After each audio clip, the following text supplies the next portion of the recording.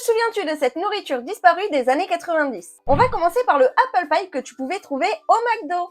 Il a été retiré de la circulation tout simplement parce que beaucoup de personnes se sont brûlé la langue avec la compote de pommes qu'il y avait à l'intérieur. Il y a aussi le Mayo Kid. Il s'agissait d'un mélange entre du ketchup et de la mayo. Personnellement, je le fais encore dans mon assiette. Au niveau du petit déjeuner, on avait les Apple Mini comme ça, mais aussi les Kix qui ont complètement disparu. D'ailleurs, où sont passés les jouets dans nos céréales?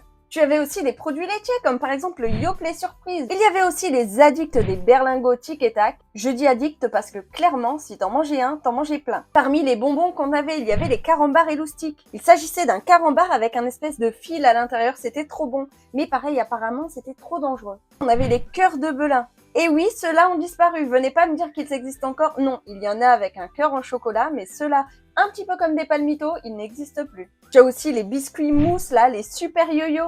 Ou encore des croque-images, c'était des espèces de petits biscuits avec des dessins dessus. On parlait de Belin tout à l'heure, mais les biscuits apéro comme ça, en forme d'étoile de mer par exemple, tu te souviens, ça croustillait. Et ça, tu peux encore en trouver, mais les pipassoles. Qui étaient comme moi? J'ouvrais plein de coquilles, je me mettais plein de graines de côté, je les mangeais toutes d'un coup.